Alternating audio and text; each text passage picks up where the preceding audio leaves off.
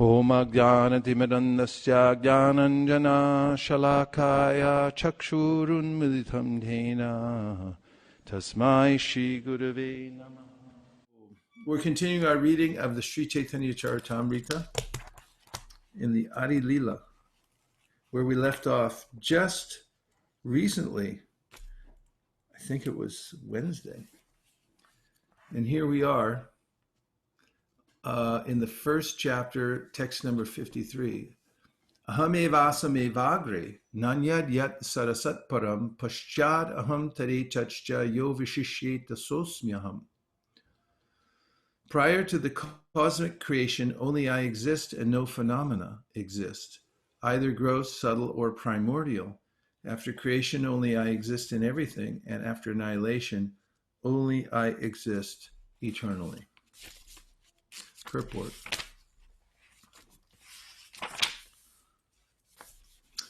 Aham means I. Therefore, the speaker who is saying aham, I, must have his own personality. The Mayavadi philosophers interpret this word aham as referring to the impersonal Brahman.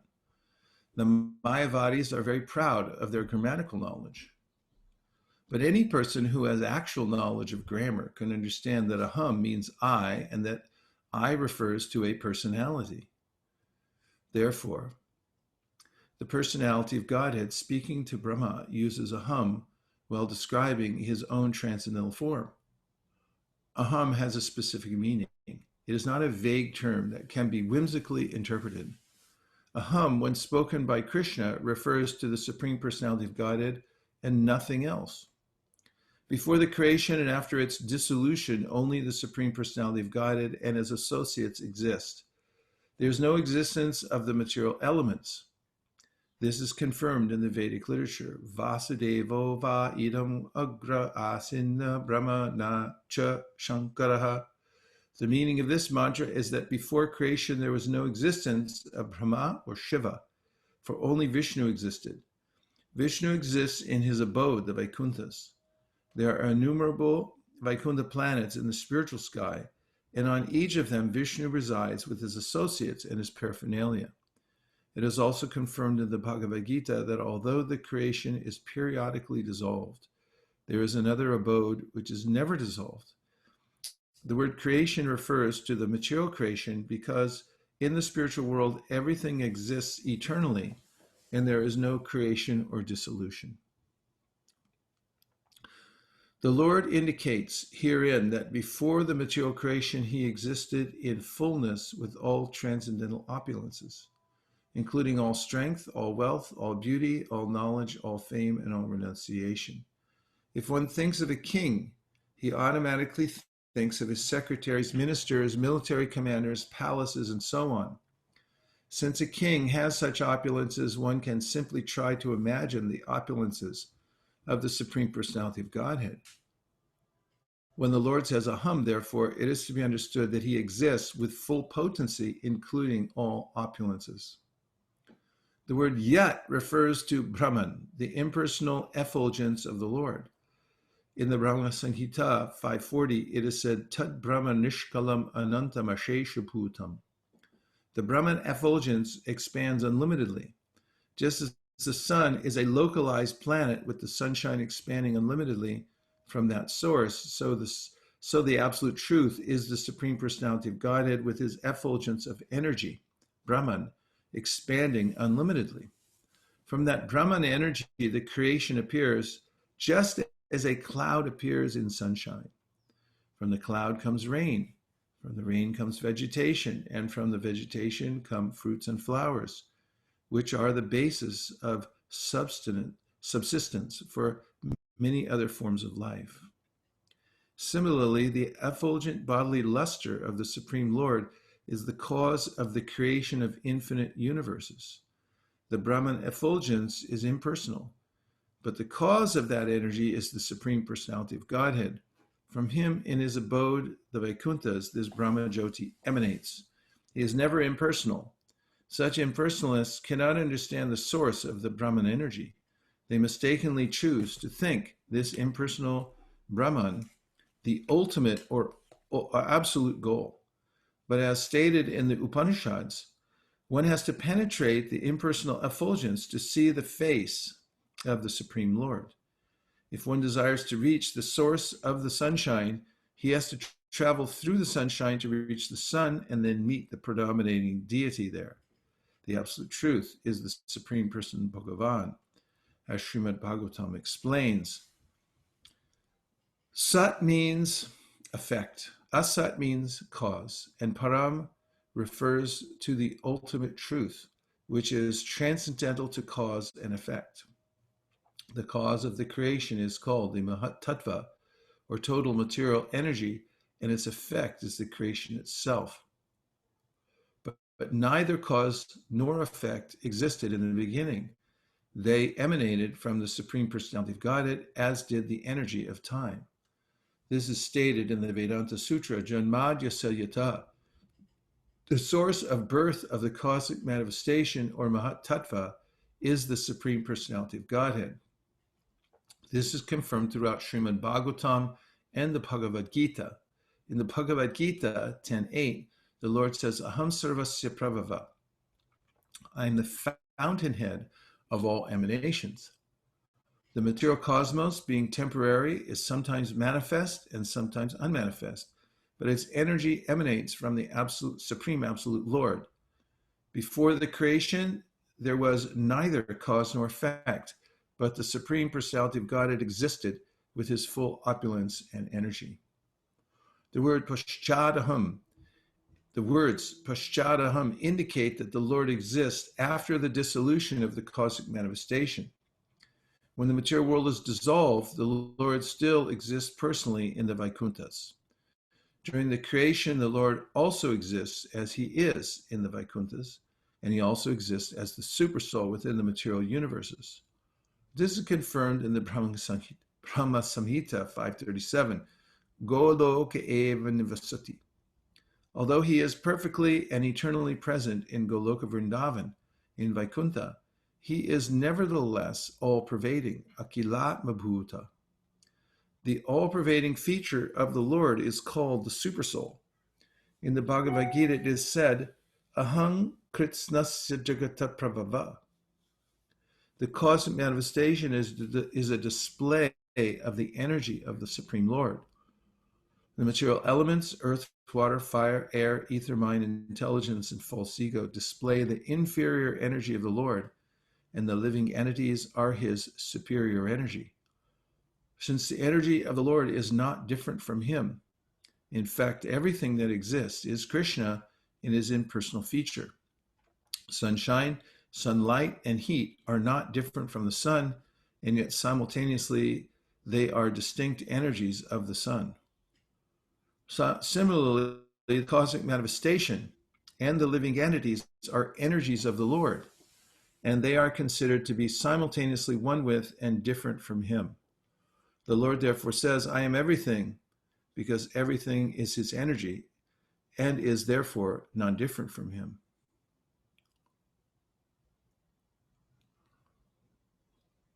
Yo vishishet sosmiham indicates that the Lord is the balance that exists after the dissolution of the creation. The spiritual manifestation never vanishes. It belongs to the internal energy of the Supreme Lord and exists eternally.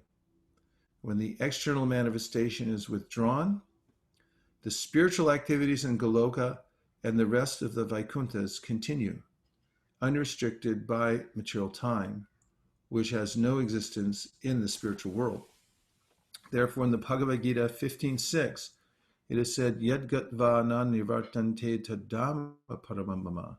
The abode from which no one returns to this material world is the supreme abode of the Lord. So this is important information because in order for us to point our attention in the right direction, we must have information of where we're going.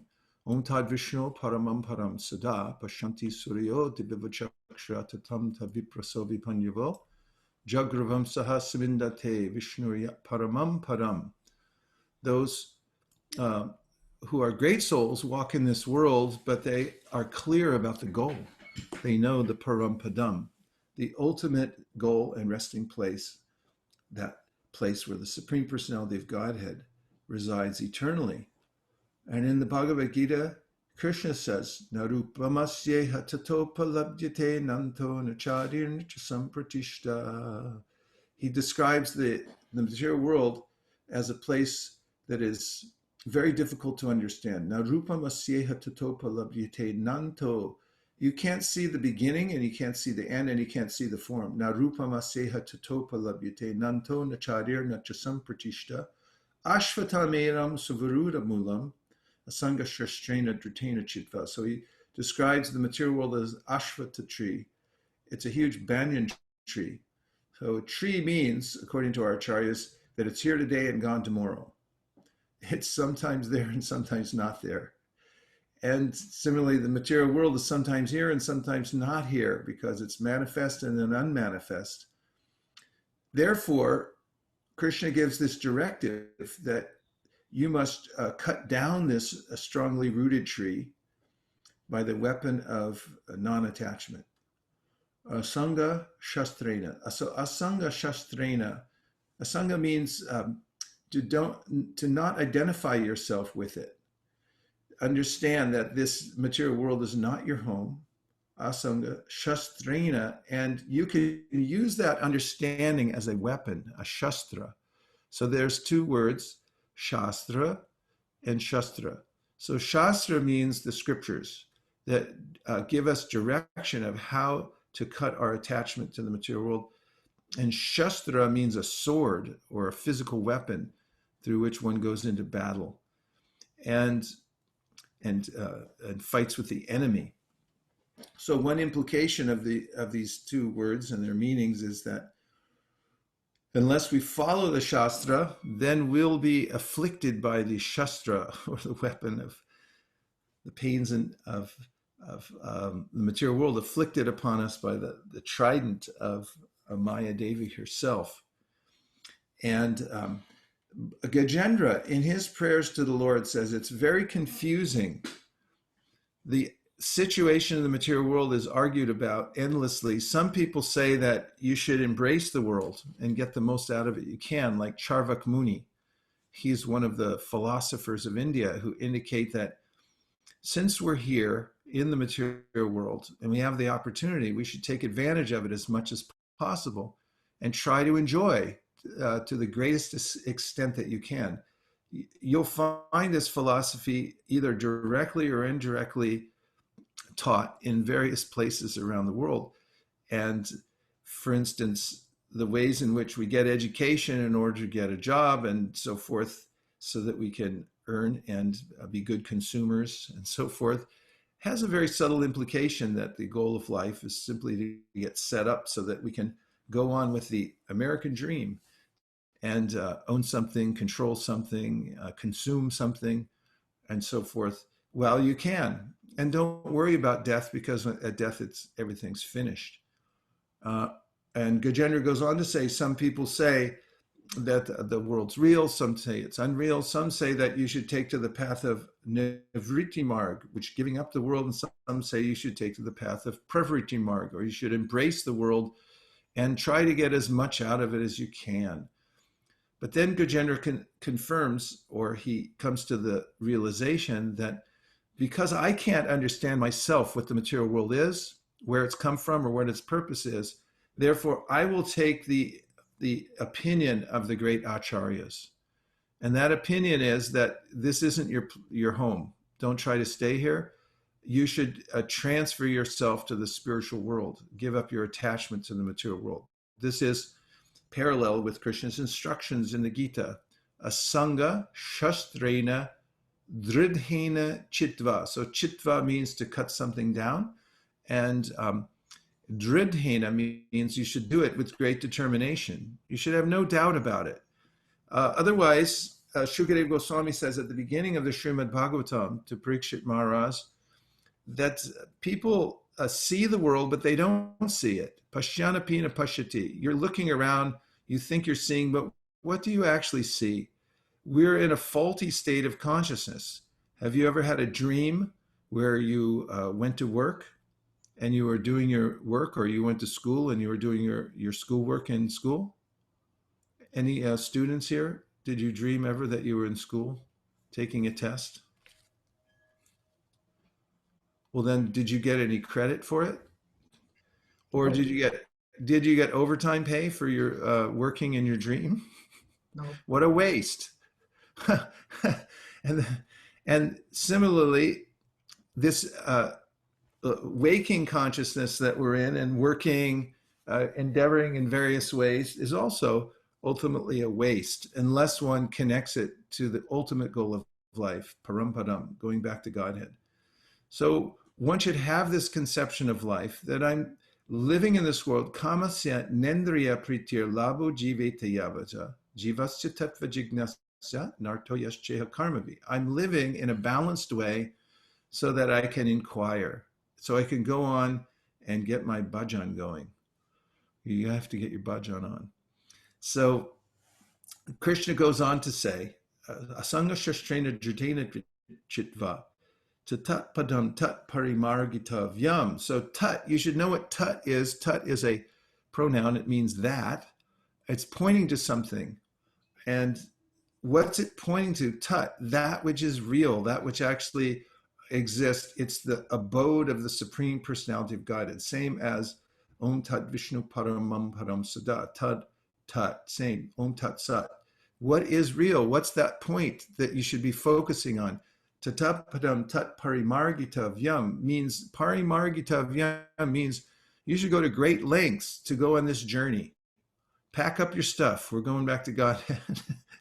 Get your stuff mentally packed and in order, because every day counts on this journey. We have very little time, 100 years maximum, to get out of this situation, in the temporary situation in the material world. So don't linger. Pack your stuff and get on that parimargitavyam, get on the marg, and go for it. It's a complete path back to God. Parimargitavyam, yasmin gata na nirvatanti bhuya, tameva chadyam purusham.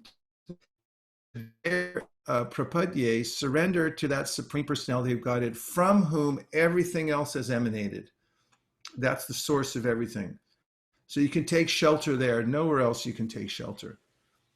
That's why Shukadev Goswami describes the ways in which we try to find shelter in the material world as being fallible. We're taking shelter, he says, of fallible soldiers. Deha patra kalatradeshu atma saini susatsapi. So he says, we think of the body, we think of our family members, we think of our country, we think of our money, bank balance as some kind of protection. He says, but these are fallible soldiers, like the chokidar, who you pay for a whole 3 years every day. And then when the actual dacoit comes on the property, the chokidar runs away. I've seen this before.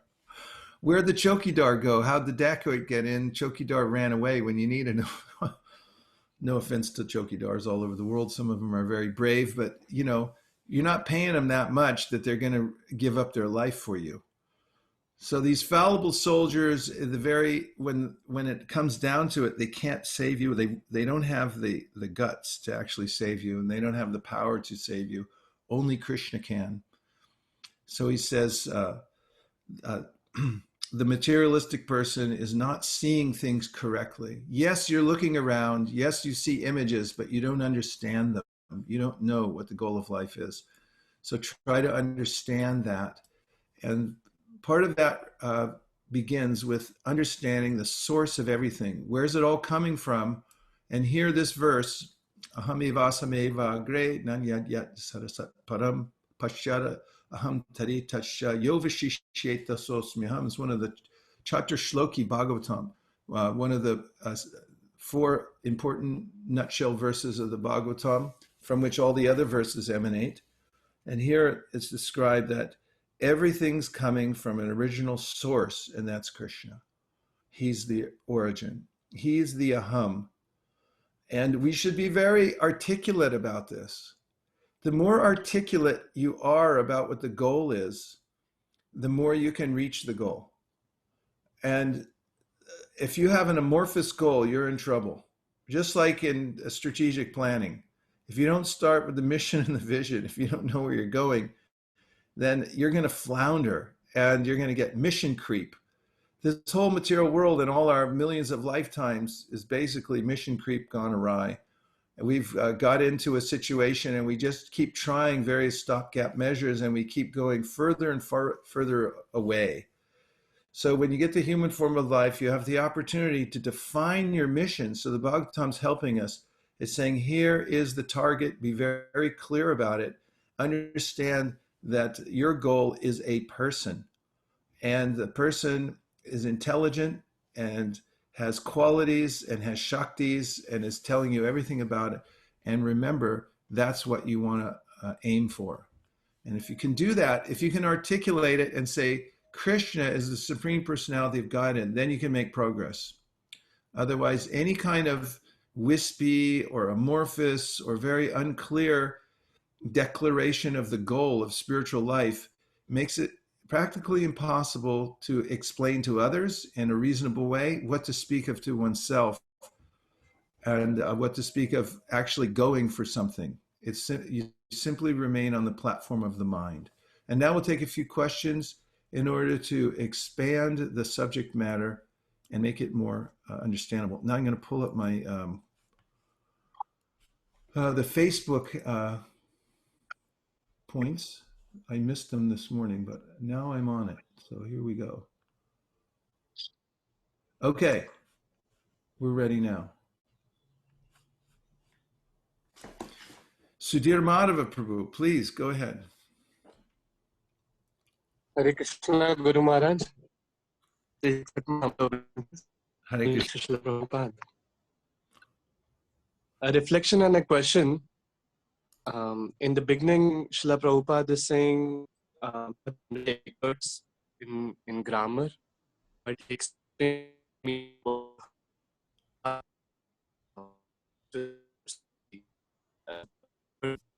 so it was wonderful. You know what? You're going to have to write your question in the text box because your internet is not strong enough to maintain a full sentence, and we're catching every fifth word, like jumping over the pond on different rocks. And so, could you write it in the box? Because I really want to hear your realization and what your question is. Yes, Maharaj. I can't hear you. I'll do. Okay, sorry about that. Maharaj, I have a question. Yes. When we say Brahmajyoti, it is the effulgence that comes from the Supreme Personality of Godhead. So when I say Brahmajyoti, this is coming straight from Golok Vrindavan, right? From the body of Krishna. Yeah, that's right. Okay, so when we talk of the spiritual abode and say that you get there and you never come back, we're talking about anything that's about the spiritual, that's into the spiritual sky. It could be Vaikuntha, it could be Ram's abode, it could be Krishna's, it could be any of them. But the Lord himself, Vishnu, is an extension of Krishna. And if he's an extension of Krishna, just like one candle is similar to another, should he also not be excluding this Brahmajyoti? Yes. So there are many candles lighting the Brahmajyoti out there.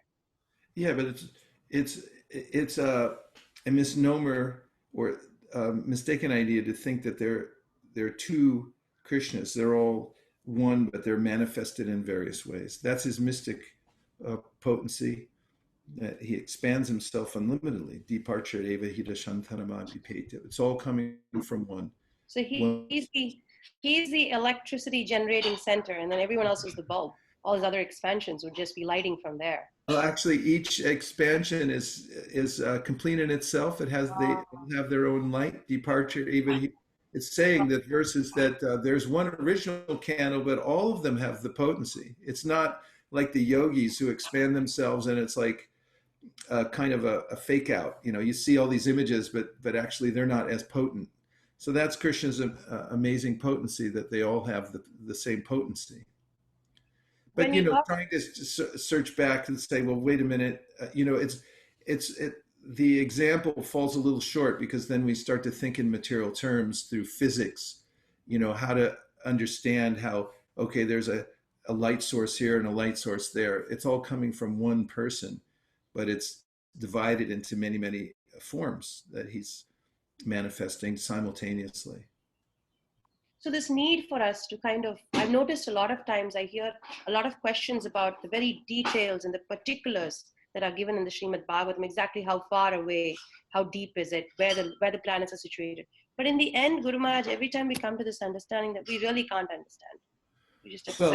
Well, when Parikshit Maharaj asks about the universe, Shukadeva Goswami says, I'll tell you what I can, but it's unlimited. Even the material universe, what to speak of the spiritual world, is inconceivable. So it's not against the protocol of devotees to ask about details, and you'll see Parikshit and Vidura and others ask all kinds of details, but the answers are always couched in this idea that, well, it's unlimited, but I'll tell you what I can.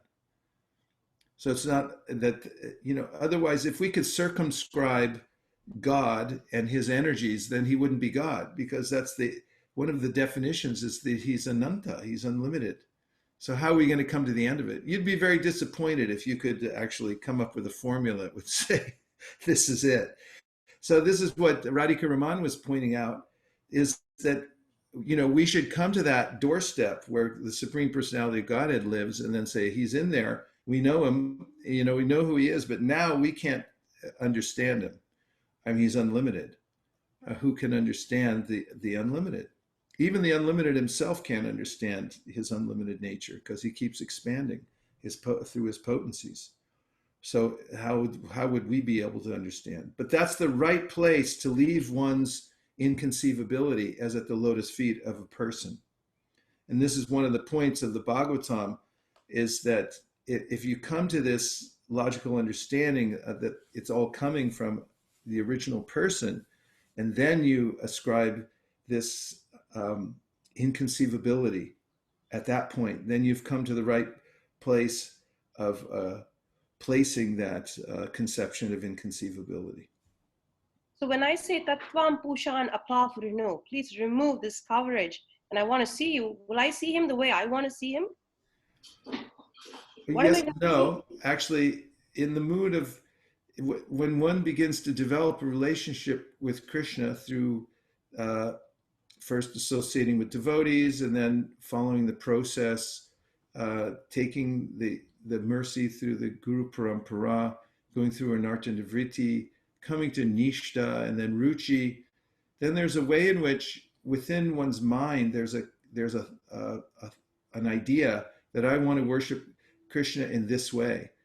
And Rupa Goswami explains that actually that's coming from Krishna, although I conceive of it as coming from myself. After all, we're parts and parcels of Krishna, so it's not inconceivable that they could be coming, there's a confluence of his desire and our desire. But the point is that it's based in service, that we want to serve Krishna in a particular way, and he wants to be served in a particular way, so he accommodates. But the two, that they meet in the middle. It's not one or the other. Thank you, Guru Maharaj. That was really well. Hare Krishna. Hare Krishna, Prabhu. Hare Krishna. I really love the point where you mentioned about the Shastra is used as a Shastra. That's an amazing point. Never connected that before. That's very nice. And I also was wondering, when Manjulakanta was asking about the cosmology and things like that, I always thought that, just chanting and thinking about Krishna, why go in so much deep reading fifth canto, which we are half the thing you don't understand. I used to feel like that. But as a part of my Bhakti Vaibhava exam, when we did the whole fifth canto, I felt that it was, and my realization was deeper after understanding whatever little I understood from the fifth canto, that how great Krishna is and how minute I am. I felt that everything in Bhagavatam, even if you don't understand or you understand, it's so relishable, because it actually gets you more closer to Krishna. So I just wanted to share that. Thank you. Yes, this is one of the points Prabhupada makes in the introduction to the Bhagavad Gita, that we're interested in the battlefield Kurukshetra, we're interested in the warriors there, the conch shells and all these things, because they're related to Krishna. The Mayavadis will say, oh, we only like Krishna, we don't want to see, we don't want to hear about all these other things. but we understand that Krishna and his energies are important. They're not separable. And this is a point Prabhupada makes in this purport, that some try to separate Krishna from his energies and just say it's all one. There are no energies. So this is one of the major differences between the fallacy of Mayavad and the actual truth, which is that, as Prabhupada pointed out in the purport, when there's a king, when you say king, you understand that there's an entourage that comes with a king. Where is there a king without a kingdom? Where is there a king without a queen? Where is there a king without, the people who, play the trumpets, and the panegyrists who glorify him when he comes out of the palace, and all of the ways in which he exerts his energy? There's no meaning to king in a vacuum. And so similarly, when Krishna says aham, and you can understand that he is the only one who can rightfully say aham, because that's the original person. Everybody else is a relative person, because we all emanate from Krishna and therefore are dependent upon him.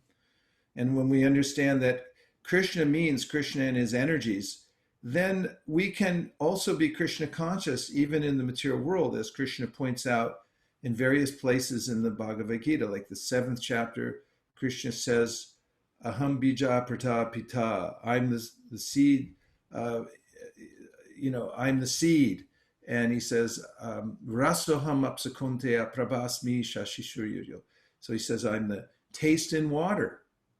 And Prabhupada points out in his purport that when a devotee drinks water, he's feeling this sense of gratitude to Krishna, and he's thinking, wow, Krishna's so kind, he's given me this water to sustain my life, quench my thirst, and the taste, he's feeling, oh, that's Krishna. And prabhashmi shashishuryo, the light of the sun, he's seeing, oh, that's Krishna, because the energy and the energetic are one. At the same time, they're separate. Thank you. Hare Krishna. Hare Krishna. Please accept my humble obeisances, Maharaj. Hare Harival. My obeisances to you and to all the Vaishnavas of ISV. So I have a technical question regarding studying and reciting the Shastras. And specifically when we do it in the early morning. So like my understanding that there is a power, let's say, of purifying when we recite the shlokas in Sanskrit, and there is this purification happening on a mental level also when we read it in English and understand, so to say, the meaning of the Shastras.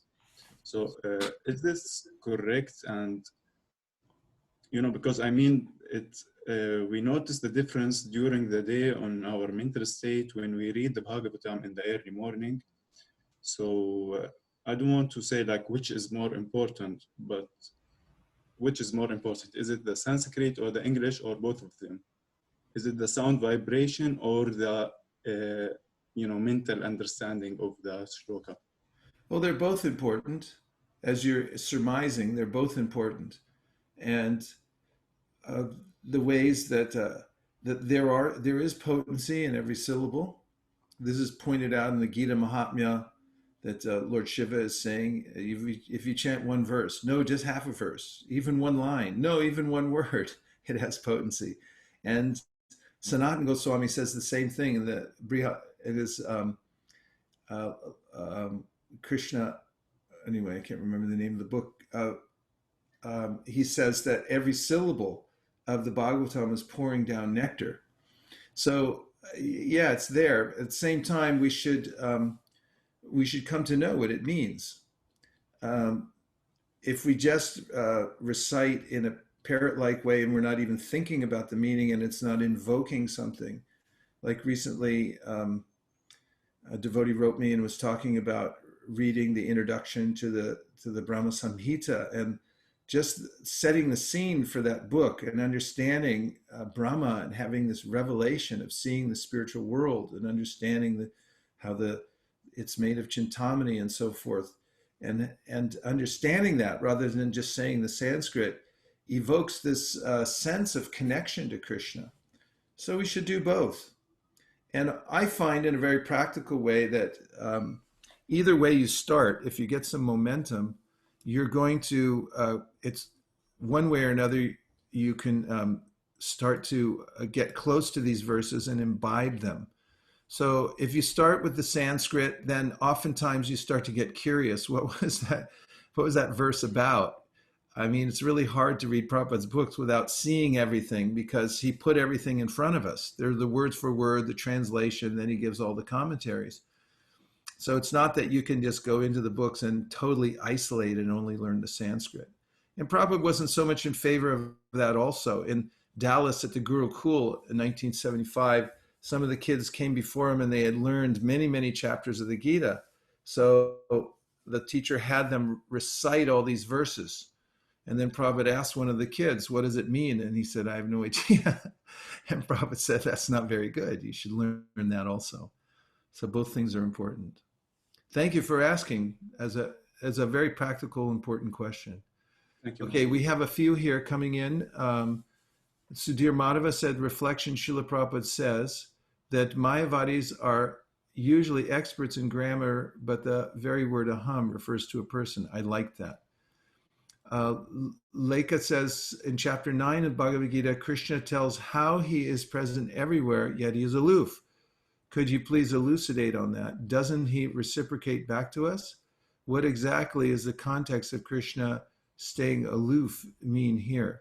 Well, in the 9th chapter of the Bhagavad Gita, for instance, Krishna says, Maya tatamidam sarvam jagadavyaktamurtina matstani starvabhutani nachaham teshu avastita.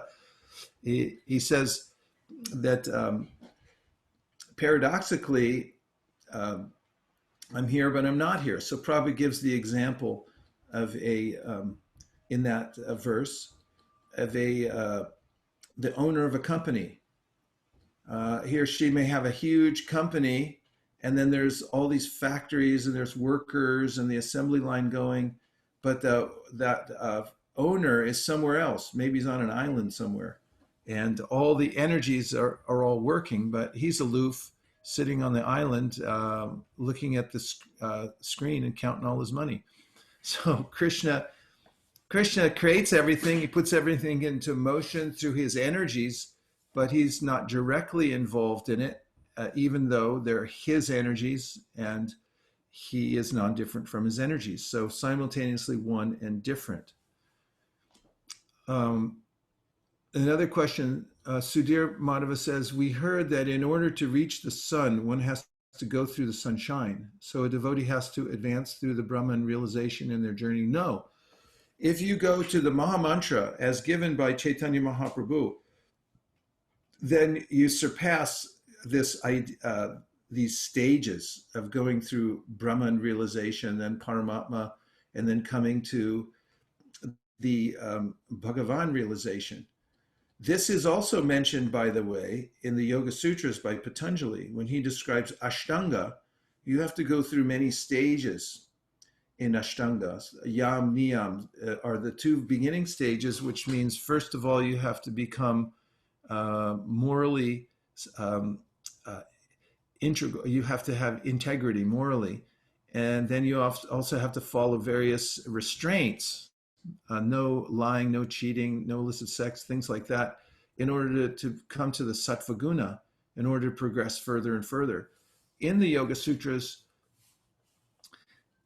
Patanjali says, in your practice of Ashtanga Yoga, if you come to what he calls Ishvara Pranidhan, which means recognizing Ishvara, the Supreme Personality of Godhead, and surrendering to him, then you bypass so many of these steps.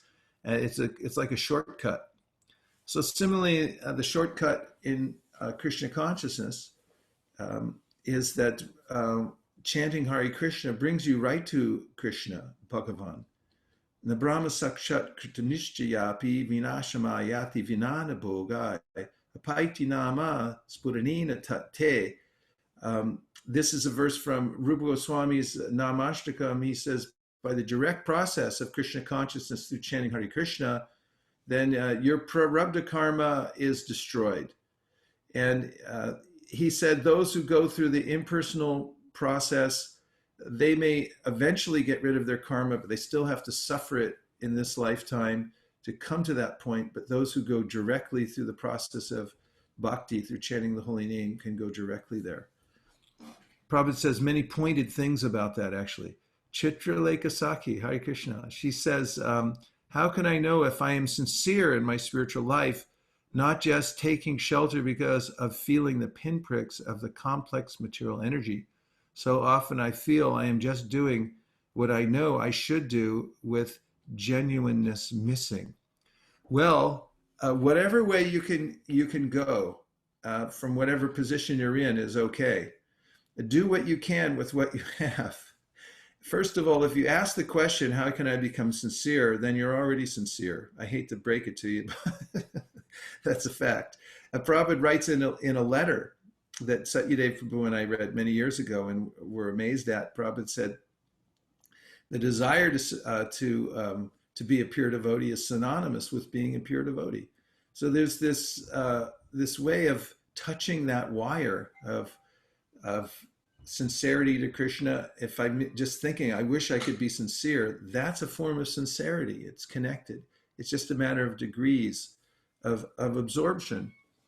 And there are various motivations. Bhaktivinoda describes how there's a hierarchy of motivations. So the lowest is called, he says, the lowest of all is fear. I'm doing it out of fear because I'm afraid of the reaction in the material world. Well, that's legitimate. If you become intelligent and you understand, you have vivek or discrimination, and you say, wow, I really took a wrong turn. I'm in the material world, and I understand now that there are consequences. It's just like during this virus. It's a invisible force that's around us. All we do is hear about how it has an effect, and people say wear a mask and stay 6 feet away, wash your hands all day long until they become dried and cracked up. But then we become aware of the fact that there's cause and effect, and we start to see that, wow, if I go out into a crowd with no mask and I don't take precautions, there could be a dire result. And similarly, some people become aware that the material world, every move I make, actually, the subtle thoughts that I have there, these are karmic reactions, and they're implicating me more in the material world. So the child in the womb, for example, prays to the Lord that I'm in a really precarious situation. There's a sense of fear there, that I don't want to stay in the material world, and I'm in a tough spot. If one performs devotional service from this position, that's okay. This is based on discrimination, that I've understood my situation. Most people are so foolish, they don't even understand. They just keep driving with their eyes blindfolded and create more and more karma. That's the first level of motivation. The next level of motivation is called prospect. What am I going to get? So, there's this sense that, well, I want something out of this. So I'm doing it, but I want to see what I get in return. Well, Shukadeva Goswami says, akama sarva kamo va, moksha kama udaradi tivrena bhakti yogena yajeta purusham param. So what? You might want something. Dhruva Maharaj wanted something, and the Bhagavatam says he's a great soul. Krishna says it also. He says, Chatur vida bhajante mam jana sukritino arjuna arto jignasa artarti jnani cha bharatarshaba. 4 kinds of people approach me with different motivations. Some want wealth, some want to get free from miseries, some are gyanis, and others, they're knowledge of the absolute truth. But all of them, he says, are pious souls. And Bhagavatam, Shukadeva Goswami says, so what? You're motivated, just at least approach Krishna. Prabhupada tells a story. He says there was this thief, and he had these habits, of stealing all the time. He just couldn't get it out of his system. But he became a devotee, and he joined the yatra. And they were going on pilgrimage, so they stopped in one place. And that night, he woke up at midnight. He said, I got to steal something. I can't stand it anymore. But he thought, I don't want to get the reaction. So he went around to all the rooms where all the pilgrims were staying, and he took the luggage out, and then he moved one person's bag to another person's room and another person's bag into another room. And when everyone woke up, they said, "Where's all my stuff? I got the wrong bags here." And he admitted, he said, "I'm a thief, but I couldn't steal your stuff, but I had to do something. So I moved everything around." And so, different kinds of people come to Krishna consciousness with different motivations. But because they're coming to Krishna, they get purified. Above prospect, there's duty. And I'm doing it because it's the right thing to do. And this is in the mode of goodness, sattva-gun. But then the highest motivation is love. And this is above sattva-gun. It's spontaneous, that I just love Krishna. So I'm doing it because I love him. So any way that one is motivated to move forward in Krishna consciousness, take that, and at the same time, keep the prayer going to let me purify my desire and let me continue to be more and more sincere as I go forward. Alex said to everyone, can you please speak more about Tivrena Bhakti? Tivrena Bhakti is described Anyabhilashita shunyam jnana karmanyanavratam anukulyena krishnanushilanam bhaktirutama. So there's the process of devotional service is defined in the Bhakti Rasamrita Sindhu by Srila Rupa Goswami, and he says that the pure devotional service, or Tivrena Bhakti, is bhakti that doesn't, in which one doesn't feel I need to depend on any other method. I'm simply depending on the process of devotion, pure devotional service, beginning with Shravanam, Kirtanam, and going on Vishnu Smaranam, Padasevanam, Archanam, Bandhanam, Dasyam, Sakyam, Atma Nivedanam. And one is developing this kind of sense that Shraddha Shabde Vishwas Kohe Sudridadnashchoy Krishna Bhakti Koile Sarva Karma Krita Hoy. There's an abiding faith that if I just do this, if I give myself to this direct process of devotional service, iti pumsarti pita Vishnu bhaktis chen navalakshana bhakti, these 9 processes, and I'm deciding ahead of time I'm doing it just to please Krishna, then this is Tivrena Bhakti, that I don't need any other thing to support me. And so I know everything else is done. I don't miss anything else. And I give my full attention to this, boiling down to the 5 most potent forms of devotional service: living in the Dham, chanting Hare Krishna, associating with devotees, worshiping the deities, chanting Hare Krishna. And I know that if I stick to these, no matter what else is happening in my life, I'll be on the right track, and Krishna, I'll be connected to Krishna favorably. So this is just a thumbnail sketch of Tivrena Bhakti. And Bashar says, for one who's serious in advancing and spreading the messages of Lord Chaitanya, how important is it to memorize shlokas, either those who give instructions or shastra in a prayer mood? Very important. You should back up what you say with shastra. You may not know the whole verse and be very eloquent, but you should know where it is at least and be able to refer to it. Some people have, some people can automatically play music when they're born and they know, and other people can't, but they're articulate in another way. Some people, shlokas just flow through their brains and they're able to pronounce them and all kinds of things according to their culture, their birth, their brain. But you should know the Shastra. You should know where things are, what Krishna says in the Bhagavad Gita, what the Nectar Devotion says. There's only a few books. And so, if you learn those well, then you'll have a basic understanding of Vaishnava philosophy, which is really important for spreading Krishna consciousness, because you have to know what you're talking about. And not only for yourself to have faith in the process, so it's not niyamagraha. I'm not just doing it because everyone else is doing it. I'm not doing it because it sounds like a good idea. I have a clear idea of why it makes sense. And also, if you want to explain it to other people, you should be able to refer to Shastra, because Shruti Smriti Paranadi Panchatriki Vidimbina Aikantiki Harer Bhaktiru Patayaiva Kalpate. You perform devotional service that's not in accord with the Shruti Smriti Panchatriki Vidhi and so forth, it becomes a disturbance to society. And a subtle disturbance to society is when people take to devotional service and they're not precise in describing why they're doing something or understand why they're doing something.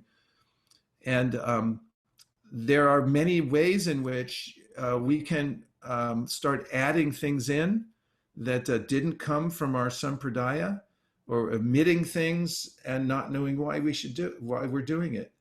So we're in a particular sampradaya. We're following down in the footsteps of Sri Chaitanya Mahaprabhu, and his disciples enumerated the teachings and elaborated upon the teachings of Chaitanya Mahaprabhu specifically so that we could take advantage of them.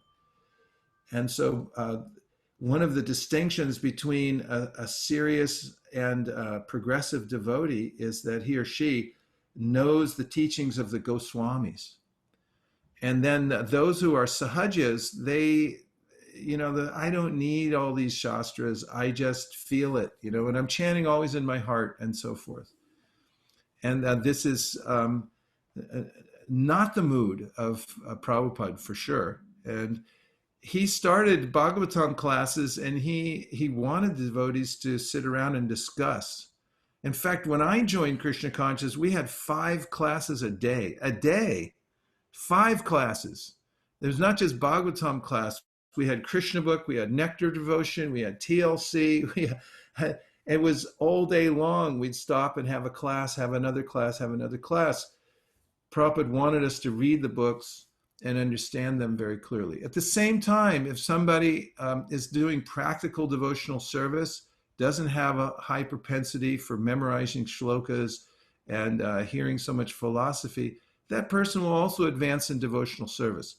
But we should, through that method of hearing from others who are speaking in detail about the philosophy, such a person will not only imbibe the philosophy, but will realize it based on Yasya Devi Para Bhaktir Yata Devi Tata Guru Tasyaite Katita Hyarta Prakashanti Mahatmana. If you have firm faith in Krishna and in the Guru, then when you perform your devotional service, you'll have some understanding of the import of Vedic knowledge. So it's not that somebody who's more inclined towards practical devotional service is going to be bereft. But such a person should also hear.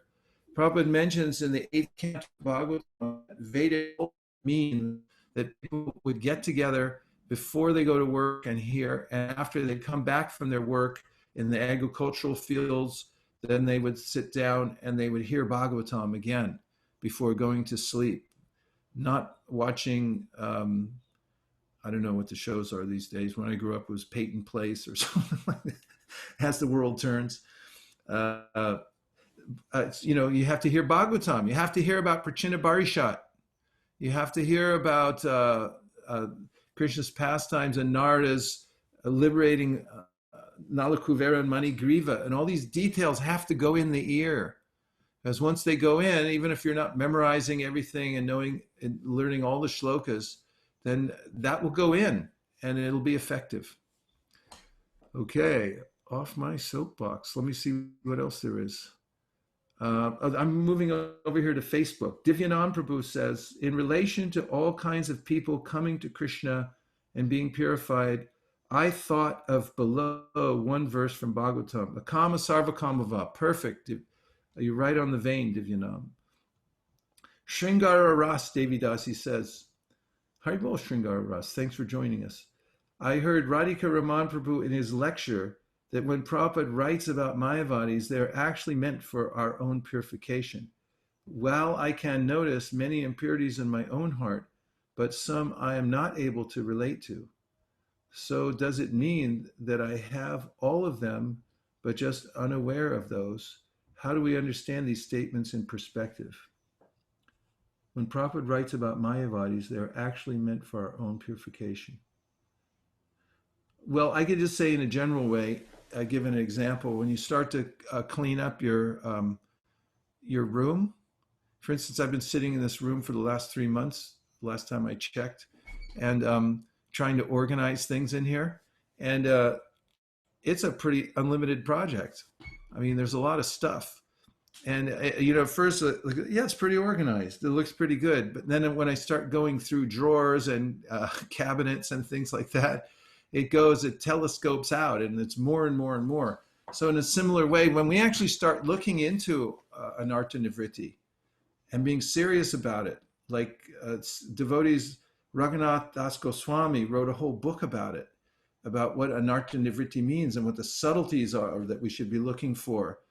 It really gets more and more subtle, and you realize that there's a lot of work to do here. So you clean the room, and then when I clean the room, and then I really do a good cleaning, I get on the floor and I start looking at the corners, and I think, wow, there's dust down there way in the corner. It's behind things. So if you want to do a thorough cleaning, you have to follow Lord Chaitanya's lead in cleaning the Gudicha temple. He did it 3 times, cleaning the temple, and then he cleaned outside so nothing got dragged back in. So you have to be meticulous. And let's see, Rajesh, Prabhu, do we get a spiritual body in Goloka Vrindavan? Yes, you do. You get a spiritual body. That's all there is in the spiritual world, spiritual bodies. You'll see a very, if you want a very clear description of the ways in which devotees get a spiritual body in the Brahmajyoti, you can read several passages about Gopakumar and his disciple meeting Krishna in the forest. But before they do, they notice that their bodies have changed. They're not the same material body, but they've changed into spiritual bodies. The material body is just a temporary vehicle that we've inhabited. It's completely different from our real nature. It's not even made of the same substance we are. Spiritual body is altogether natural, and that will come in due course of time by the practice of devotional service. After all, how can you do eternal devotional service to the Lord without an eternal body? Because these bodies fall apart, and it's really hard to do service 24 hours a day, isn't it? You got to sleep, got to eat, got to eliminate all these types of things. What a hassle. Sukanti Gorangi said, if you have an amorphous goal, you're in trouble. Define your mission. Yes. Vamshuli Prabhu said, sometimes it's easy to become cold or artificially detached while trying to live in this world, but not be of it. How to overcome this situation. In other words, how to be detached truly without showing off negativity on our immediate circle. This is comes through realization, and there may be a misunderstanding of what detachment actually means. So we have to look into what non-attachment means. There is no such thing as non-attachment for the soul. It's a misnomer. We're always attached. Nahi kashit shanamapi jatu tishtati karma karyate hyavashak karma sarva prakriti jarguna. First of all, we're always active and interested. As soon as we lose interest in something, as soon as we lose our ambition, we're not living beings, but we're always living beings. It may be artificially suppressed for some time due to the mode of ignorance, but it will spring back as soon as we're given the opportunity to move out of that mode of ignorance. So that's our eternal position, and there's no time at which we're not attached. If we take to the position of non-attachment in a vacuum, it's artificial and will snap back to our attachment eventually. That's why the Bhagavatam says, Yene ravindaksha vimuktamaninas tvayastabhavad vashudha budaya aruya krishnena paramparam tata patantyato nadrita yushmanangraya. Whatever kind of liberation from the material world you think you've attained by your own endeavors, by artificial detachment and so forth, will snap right back if you haven't attained attachment to Krishna. And so it's not really about being detached, but it's about transferring our attachment to the right place. And when we do that and we understand yukta vairagya, or utilizing everything in Krishna's service and for his pleasure, then we develop a kind of detachment that also accommodates our movement through the material world in a practical way. In other words, for example, let's just say that you're a family person and you're living with others. So if you have a clear idea that all of these family members are actually parts and parcels of Krishna, and my duty is to show a good example, to help them also develop Krishna consciousness, and that these people are dear to Krishna and so forth, then we would think in ways in which to accommodate them, both in their body and minds and spirits at the same time. So the Bhagavatam, 7th canto on Varnashrama says for a grahastha, let's just say a grahastha man who's living in a family, it says, Bhagavatam says, Narada is speaking, that if such a person becomes cold and indifferent to his family members as a means of showing detachment, that they won't be able to survive because they depend on the affection and the attention and appreciation on even a mental or bodily level that person will provide, just as much as they depend on food. And so you wouldn't starve them and not give them food because we're going to be detached now. That's an artificial understanding. Therefore, a person should balance in the world and do one's duty, understanding that people have particular needs that have to be fulfilled. I was thinking about this the other day. You know this hierarchy of needs? I believe, is it... I think it's Maslow. Yeah, Maslow. So Maslow's hierarchy of needs. I was driving home from somewhere, believe it or not, first time I've been in my car for a long time. And I was very, very hungry. And then I was thinking that, if you're very hungry or there's some bodily urge that's so strong, like hunger, or you're really, really tired or something like that, it's the first thing you think of is eating. It's not, chanting or something like that. In a similar way, in a systemic way, our lives have to have some basis of a satisfaction in order for us to practice Krishna consciousness. Jivasya tattva jignasya means you have to live in such a way that you're balanced so that you can inquire about Krishna. So detachment in a family setting doesn't mean that all of a sudden you become a tough guy and you tell everybody, I don't love you anymore because I'm such a renunciate. That's artificial. It won't work. But you should understand that there's a way to integrate yourself into the world, into your family, in a practical way, so that everyone is satisfied and it's a natural state of life, and at the same time cultivate Krishna consciousness. So both things have to go on, and it's more internal than it is external. And if you're very demonstrative about renunciation and enforce it upon others, it won't go off very well. I'm going to read your question one more time to make sure I answered it. Sometimes it's easy to become cold and artificially detached while trying to live in this world but not be of it. How to overcome this situation? In other words, how to be detached truly without it showing off negatively on our immediate circle. One of the ways is to really remember what the Bhagavatam says about artificial detachment and how it's not beneficial. So first of all, give yourself permission to interact with people, because Bhagavatam doesn't say that you should simply become artificially detached.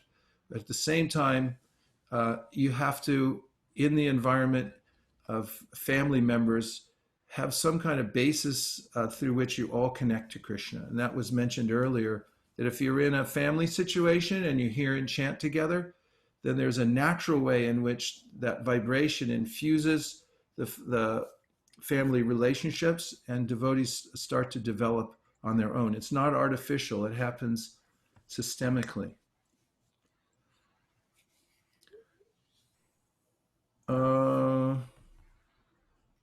Okay. Oh, Dennis and Karina, about memorizing, I would like to share this idea.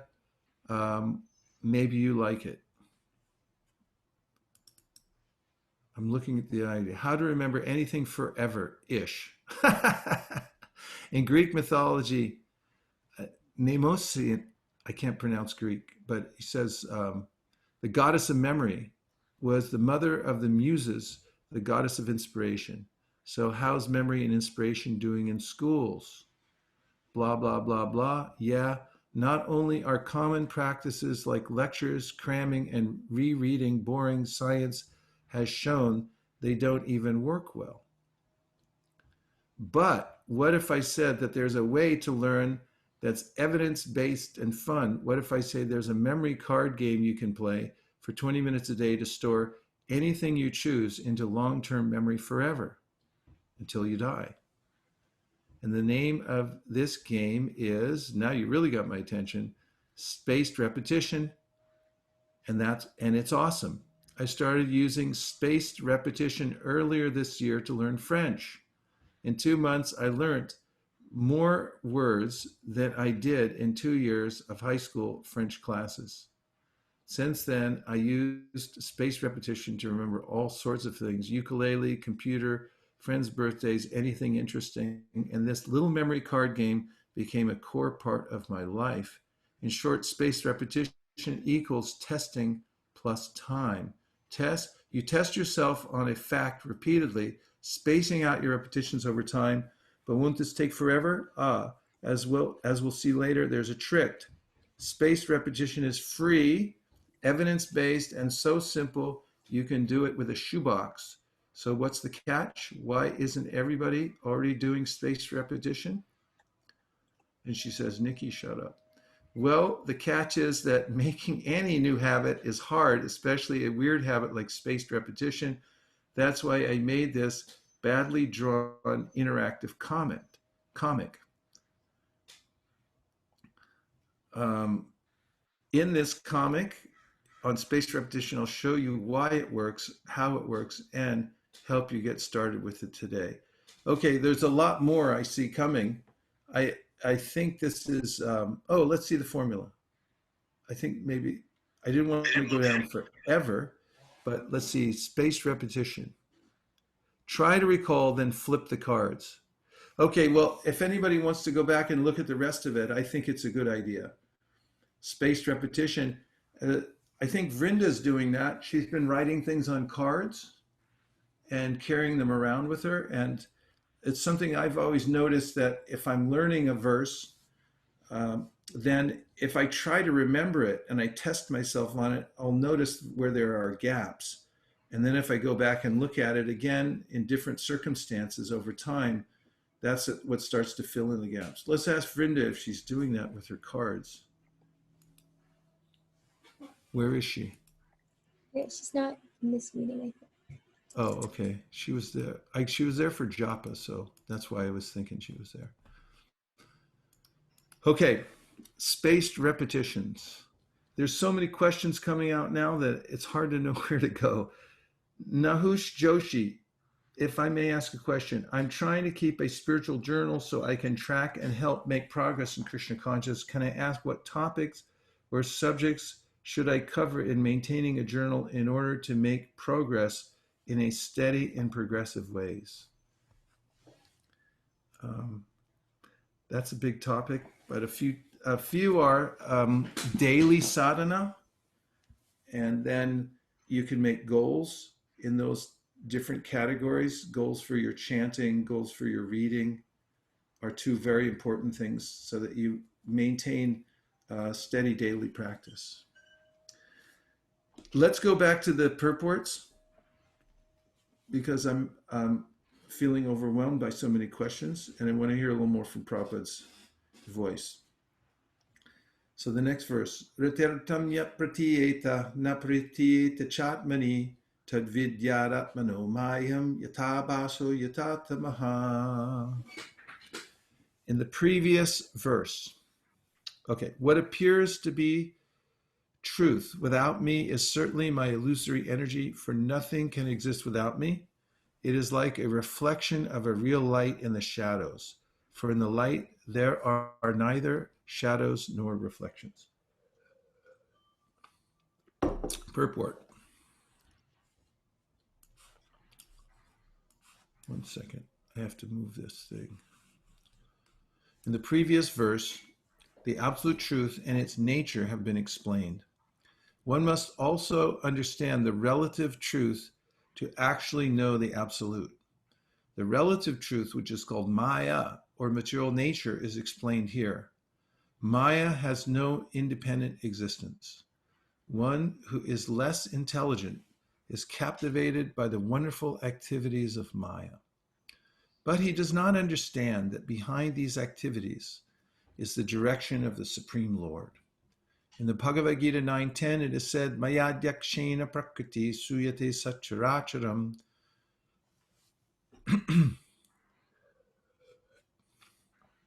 The material nature is working and producing moving and non-moving beings only by the supervision of Krishna.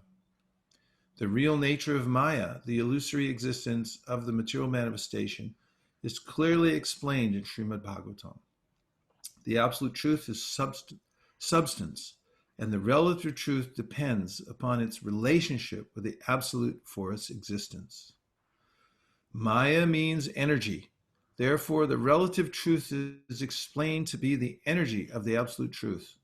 Since it is difficult to understand the distinction between the absolute and relative truths, an analogy can be given for clarification. The absolute truth can be compared to the sun, which is appreciated in terms of two relative truths, reflection and darkness. Darkness is the absence of sunshine, and a reflection is a projection of sunlight into darkness.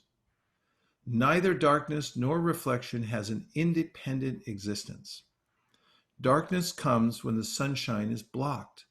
For example, if one stands facing the sun, his back will be in darkness.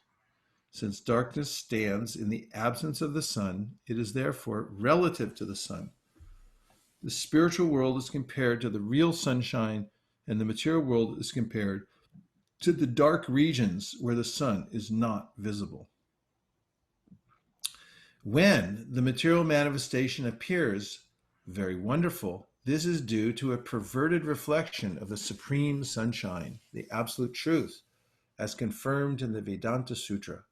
Whatever one can see here has its substance in the absolute. As darkness is situated far away from the sun, so the material world is also far away from the spiritual world. The Vedic literature directs us not to be captivated by the dark regions, tama, but to try to reach the shining regions of the absolute, yogi dham.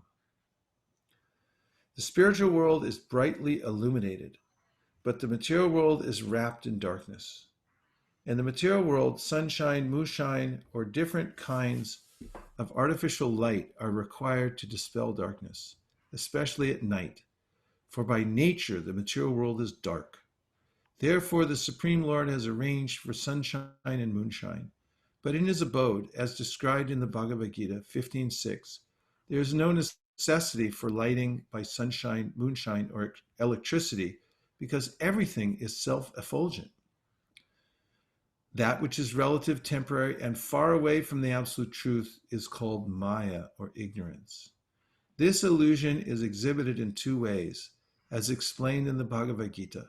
The inferior illusion is inert matter, and the superior illusion is the living entity.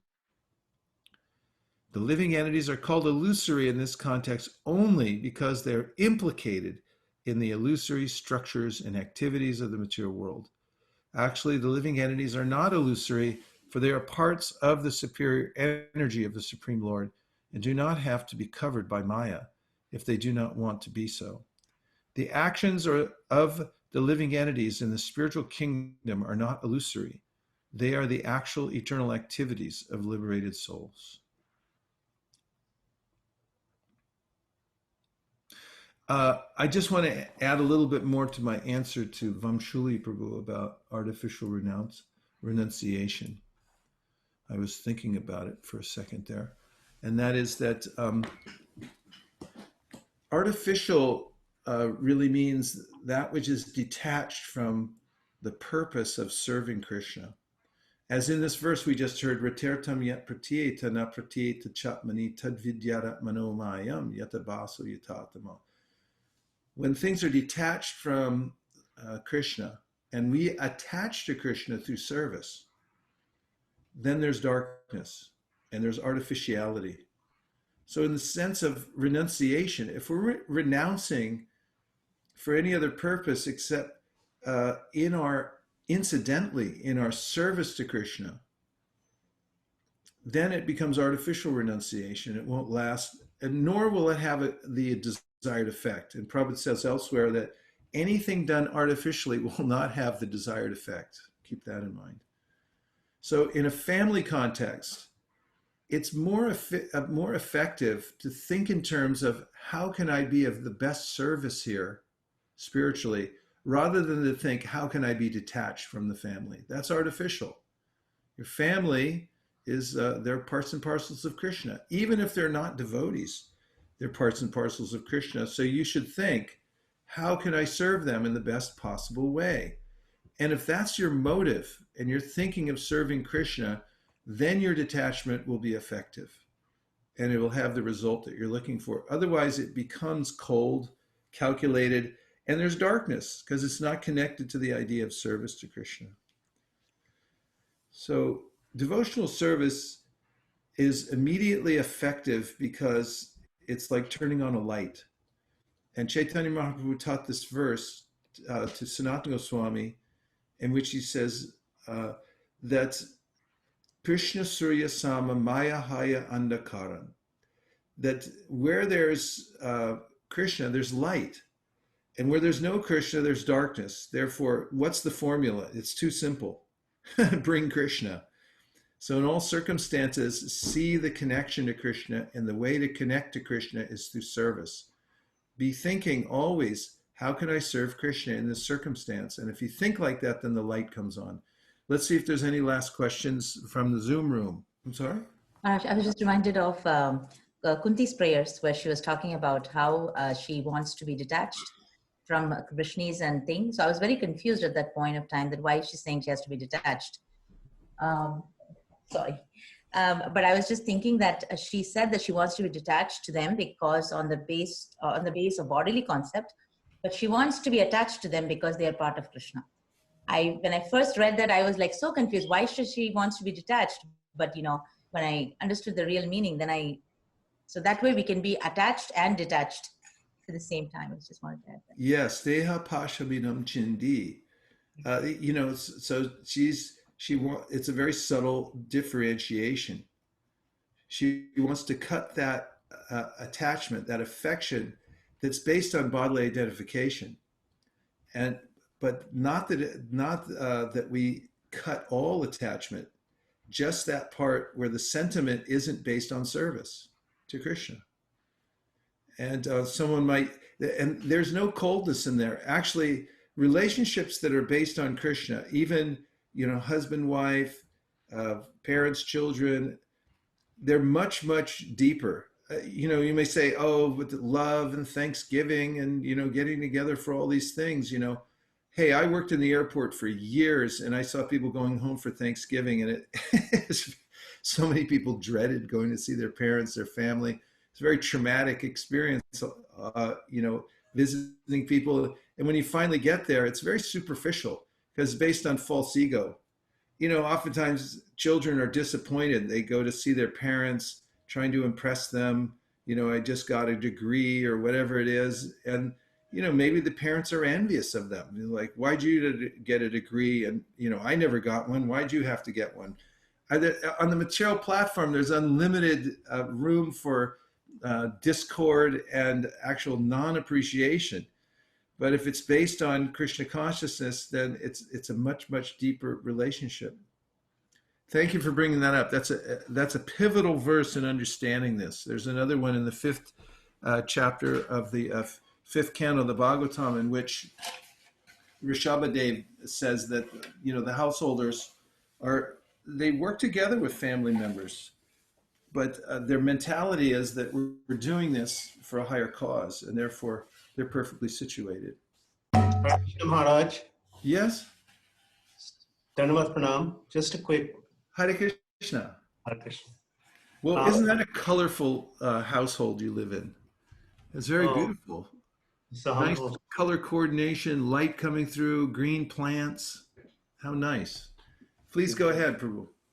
Maharaj, I've been realizing it's a very important topic of, attachment versus detachment. So what's helping me as well is working in material life by being attached to spiritual life. Means attached in spiritual plane while working detached in the material plane. So that's kind of helping me through this process and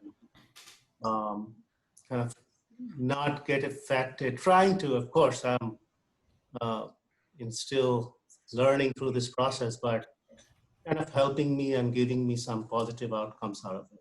Like continuously thinking and reminding myself of that, stay attached to the spiritual plane while executing my job in the material place, right? Does that make sense, Maharaj? Or? Sure. So in the Bhagavad Gita, Krishna gives this advice, Tasmat sarveshu kaleshu mama anusmaradhyujacha mayarpita mano bhurir mami vaishyasya samshaya.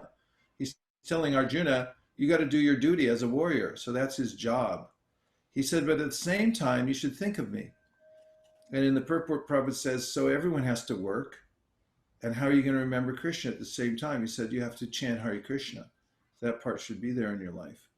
And then Krishna says later in the Gita, or earlier actually, he says, Brahmajyoti karmani sangam tyakva kurotiya lipitena sapapena padma patram ivambasa. Even though you're in the world, just like a lotus is in the water, if you're offering whatever you're doing to Krishna, in other words, the result is coming, but you're saying, this isn't for me, this is for Krishna, and you're giving the result to Krishna, then he said, you're not touched. Lipitena sapapena, you don't get that karma that everybody else does. You're not being contaminated by it. So we have to work in the world, we have to use our senses and so forth, and we have different propensities. And if we don't engage in those propensities, then we're going to be artificially restrained. So we need to do that, but at the same time, remember Krishna. So one of the best ways is to offer the result to Krishna. And whatever we get in material life, for instance, at home, we need to have a deity.